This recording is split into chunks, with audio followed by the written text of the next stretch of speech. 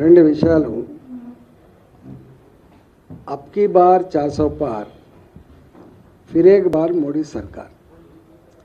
ఈ రెండు నినాదాలు ఇచ్చింది భారతీయ జనతా పార్టీ కాదు, మా నాయకులు కాదు.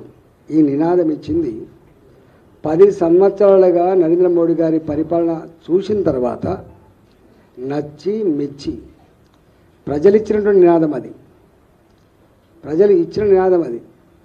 అయినా ఈ దేశంలో మళ్ళీ అధికారం రావాలంటే 272 సీట్లు కావాలి. మ్యాజిక్ ఫీవర్ మీకు తెలుసు. 272, ఇవాళ 296.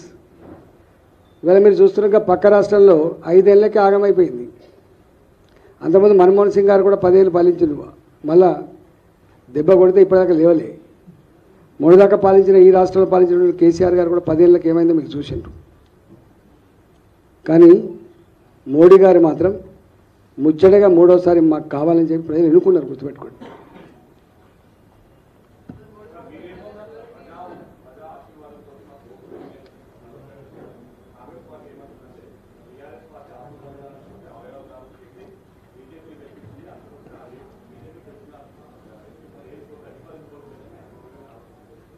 ఒక మాట చెప్పన్నా, నాకు తెలిసి ఖమ్మం, మహబూబాద్ ఈ 2 జాగాలు తప్ప మిగతా అన్ని జాగాలలో గెలిచినాం, లేదా మేము సెకండ్ ప్లేస్లో ఉన్నాం.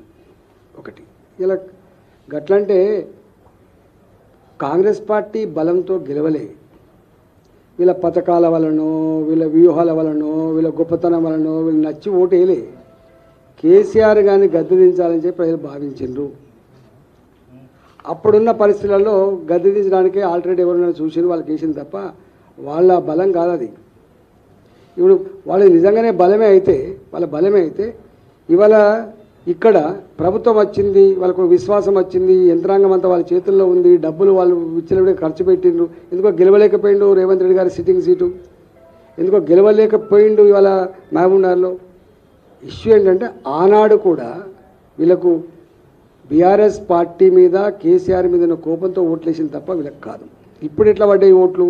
ఇక ఈ బీఆర్ఎస్ పార్టీ ఇప్పుడు ఉన్న పరిస్థితి కాదు, ఇక్కడ లేదు, నాకు అక్కడ ఓటెత్తే వచ్చేది కూడా లేదు, ఓటు వేయాల్సింది బీజేపీకే, ఈ రాష్ట్రం బాగుపడాలంటే, దేశం పురోగమించాలంటే బీజేపీకి అని చెప్పి భావించిండు. ఇంకా అంతకంటే ఇంకో మాట చెప్తున్నా, మీకు గుర్తు చేస్తున్నాను.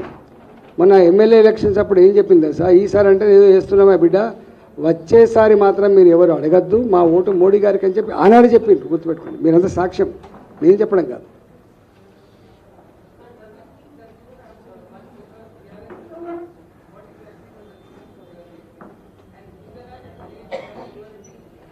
ఎస్, మా విజయానికి 2 కారణాలు.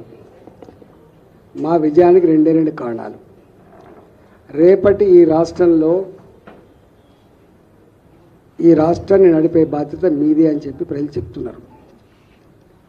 మీ చేతిలోనే ఉంటే ఈ స్కాములు లేని, ఈ తలదించుకునే పరిస్థితి లేని, ప్రజలు నచ్చే మెచ్చే పరిపాలన వస్తుందని చెప్పి ఆశిస్తుంది.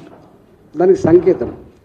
రెండో మాట ఏంటంటే దేశంలో కూడా మీరు చూస్తున్నారు ఎన్ని మార్పులు వచ్చినాయండి. ఒకప్పుడు హైదరాబాద్ టెర్రరిస్టులకు అడ్డా, స్లీపర్ సెల్స్ అన్నీ కూడా ఎక్కడుంటాయో ఆందోళనకరంగా ఉంది.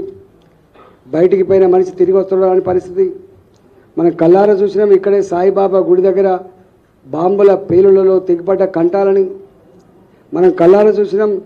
కుటుంబ సభ్యులతో పోయి గోకుల్ చాట్ దగ్గర తిందామంటే పేలిన బాంబుల్లో చిందిన రక్తాన్ని చూసినాం. మనం కిలకిల రాగాలతో ఆడుకునేటువంటి పిల్లలు లుంబిని పార్కులో ఏమైందో మీరు చూసిండ్రు.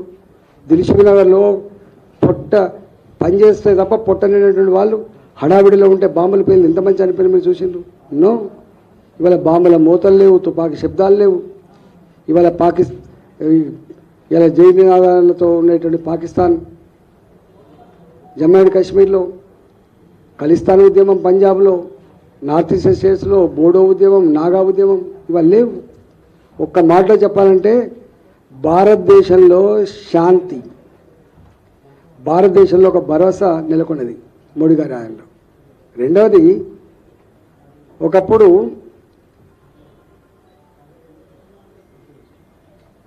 జమ్మూ అండ్ కాశ్మీర్లో మన జెండా ఎగరాలంటేనే ప్రాణం గాలిలో కలిసిపోయే రోజులు ఉండే. కానీ పాకిస్తాన్లో ఉన్న పాకిస్తాన్ ఆక్యుపైడ్ కాశ్మీర్ల ప్రజలు మేము కూడా భారత్లో ఉంటే బాగుండు అనుకునే స్థాయికి వచ్చిందంటే దేశ కీర్తి ఎక్కడి నుంచి ఎక్కడికి పోయినట్టు లెక్క చెట్టాడు. అందుకని ఇవన్నీ ఉన్నాయి. ప్రజలు ఉత్తగా ఓటేలే. నేను చాలాసార్లు ఉపన్యాసం చెప్పిన 12 ఎన్ని పార్టీలు ఎంతమంది ప్రధానమంత్రులు ఎంతమంది ముఖ్యమంత్రులు మారినా గ్రామీణ ప్రాంతాల్లో మహిళలకు బహిర్భూమిపడిన టాయిలెట్ లేవు. గా దుస్థితి ఈ దేశంలో మోడీ గారు వచ్చేంతవరకు. స్వచ్ఛ భారత్ కింద 12 కోట్ల పేదల ఇళ్లలో టాయిలెట్ కట్టించి ఆ పేద మహిళల గౌరవాన్ని కాపాడిన బిడ్డ మోడీ గారు, గుర్తుపెట్టుకోండి. ఇవాళ డిజిటల్ ట్రాన్సాక్షన్స్ ఈ దేశంలో అమలు కావడానికి అమెరికా లాంటి చదువుకున్న ఎదిగిన దేశంలో డిజిటల్ ట్రాన్సాక్షన్ అమలు కావడానికి 10 years పడితే మోడీ గారి నాయకత్వంలో ఈ దేశంలో చదువు రాని మా జామకాయలు అమ్ముకునే, మా కూరగాయలు అమ్ముకునే ఎక్కడికి పోయినాను డిజిటల్ ట్రాన్సాక్షన్ బోర్డు ఉంటుంది, గుర్తుపెట్టుకోండి. 3 ఏళ్ళలో అమలు చేసింది. అనేకం ఉన్నాయి. 4 కోట్ల పేదలకు ఇల్లు కట్టించిన ఘనత మోడీ గారిది. కరోనా వస్తే అతి తక్కువ కాలంలో వ్యాక్సిన్ ఉత్పత్తి చేసి మన దేశ ప్రజలకు ఇవ్వడమే కాకుండా ఇతర దేశాలకు కూడా ఇచ్చి శభాష్ అనుకున్న దేశం భారతదేశం. అందుకనే పోలిక లేదు వాళ్ళకి. ఇప్పుడు ఇవన్నీ ప్రజల హృదయాల్లో ఉన్నాయి.